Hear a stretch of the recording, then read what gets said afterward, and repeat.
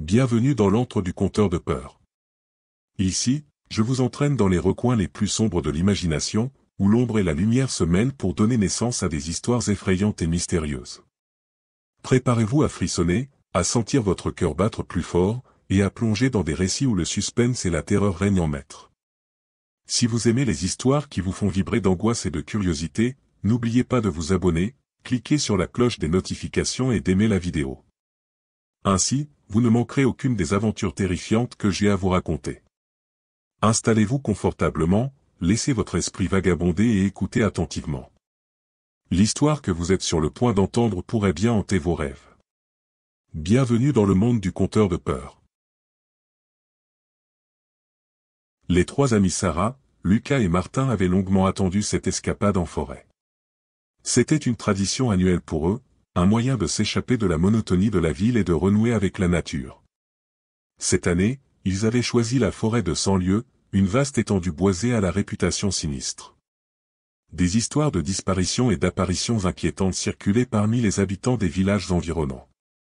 Mais pour ces trois amis, c'était une opportunité de vivre une aventure palpitante. Ils partirent en début d'après-midi, le soleil brillant haut dans le ciel, enveloppant la forêt d'une douce chaleur automnale. Sarah menait la marche, sa boussole en main et son regard fixé sur les sentiers sinueux. Lucas, passionné de photographie, ne cessait de capturer la beauté des paysages environnants, tandis que Martin, toujours pragmatique, veillait sur leur équipement, s'assurant qu'ils avaient tout le nécessaire pour leur campement. La forêt de 100 lieues était magnifique, avec ses arbres centenaires et ses sous-bois remplis de fougères et de mousses.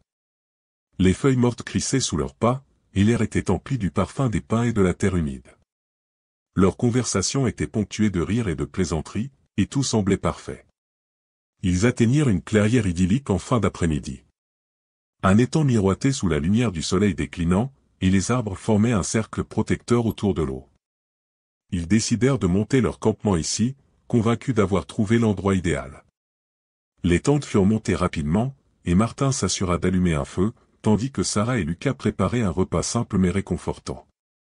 Alors que la lumière du jour commençait à décliner, une atmosphère étrange s'installa.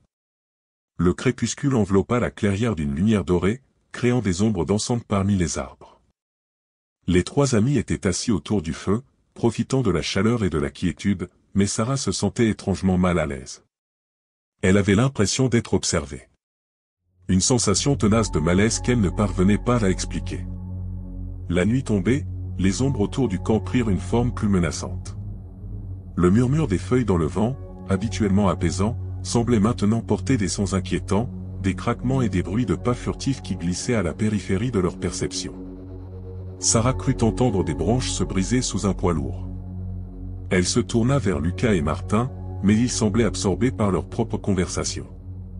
La température chuta brusquement, et une brume légère commença à s'élever de l'étang, ajoutant une touche fantomatique à l'environnement. Le feu crépitait doucement, mais sa chaleur ne suffisait plus à dissiper le froid qui s'insinuait. La forêt semblait plus vivante, plus consciente de leur présence. Des craquements de branches résonnaient dans l'obscurité, et Sarah eut l'impression de voir une silhouette massive entre les arbres. Ils décidèrent d'aller se coucher, espérant que le sommeil les délivrerait de cette sensation de malaise grandissante. Mais une fois dans leur tente, le véritable cauchemar commença. Les bruits devinrent plus distincts, des pas lourds et des souffles rauques qui semblaient se rapprocher. Les tentes étaient enveloppées par cette présence menaçante, rendant impossible toute tentative de sommeil. Sarah ouvrit les yeux, le cœur battant la chamade. La lueur de la lune perçait faiblement à travers la toile de la tente, créant des ombres mouvantes. Elle tendit l'oreille, essayant de comprendre ces bruits, mais l'obscurité cachait tout. Un frisson glacial parcourut son échine lorsqu'elle réalisa que ces sons semblaient se rapprocher inexorablement. Vers minuit, les bruits atteignirent un paroxysme.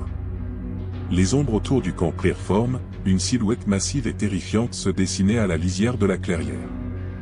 Sarah se leva brusquement, sortant de sa tente pour se retrouver face à un spectacle d'horreur. La bête, gigantesque et hérissée de poils sombres, avait des yeux rouges brillants comme des braises. Elle les observait, ses griffes raclant le sol, prêtes à bondir. Lucas et Martin émergèrent à leur tour, le visage marqué par la peur. Ils étaient maintenant confrontés à une réalité qu'ils avaient ignorée trop longtemps, la forêt de Cent-Lieues abritait une créature monstrueuse. Une bête qui semblait faite de cauchemars, ses grognements résonnant dans la nuit comme des menaces inévitables. La panique s'empara d'eux. Ils commencèrent à courir à travers la forêt, guidés par une peur primitive. Les branches griffaient leurs visages et leurs vêtements, les racines semblaient vouloir les faire trébucher à chaque pas. Les grognements de la bête les poursuivaient, se rapprochant de plus en plus. La créature les traquait, ses pas lourds et puissants écrasant tout sur son passage. La forêt semblait se refermer sur eux, chaque arbre devenant un obstacle, chaque ombre une menace. Lucas, courant en tête, jeta un coup d'œil derrière lui et vit la bête bondir avec une agilité effrayante malgré sa taille massive. Ses griffes étincelantes sous la lueur de la lune arrachaient des morceaux d'écorce et de terre à chaque contact. Sarah trébucha sur une racine, s'effondrant lourdement au sol.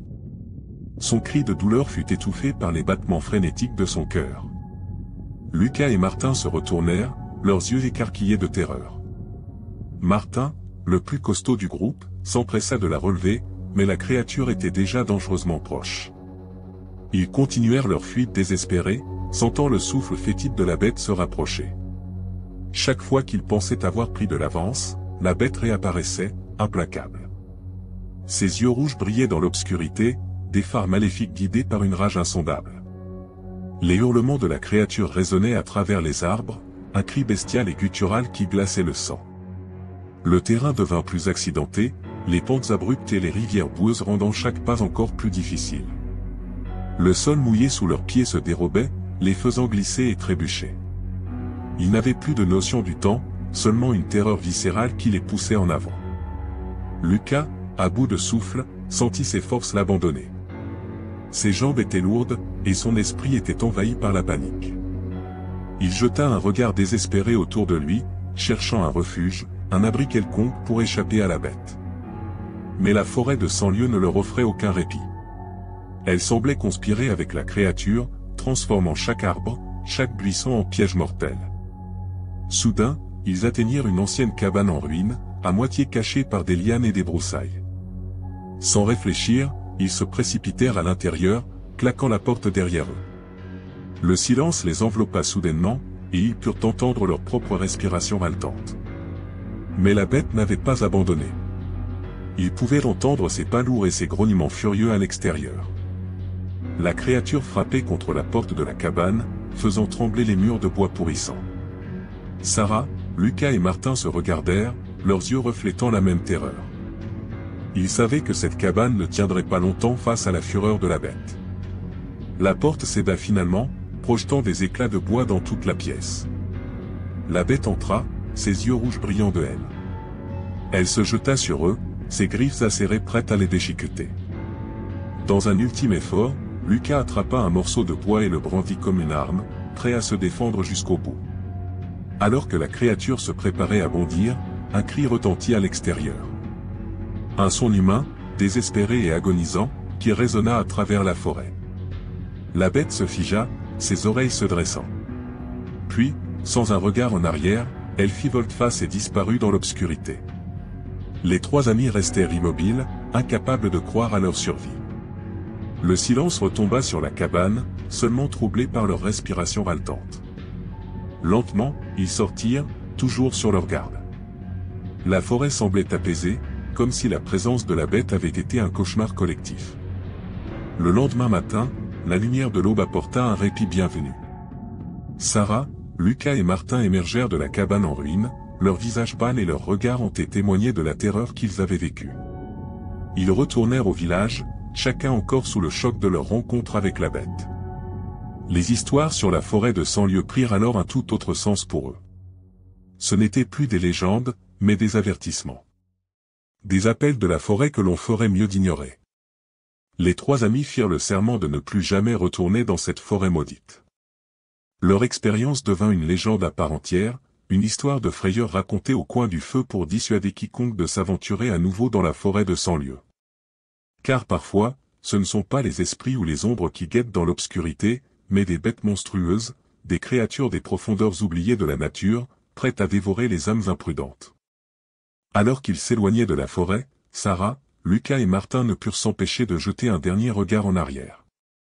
La forêt de 100 lieues semblait désormais calme et silencieuse, mais il savait qu'elle gardait ses secrets et ses horreurs, prête à se réveiller pour la prochaine proie insouciante.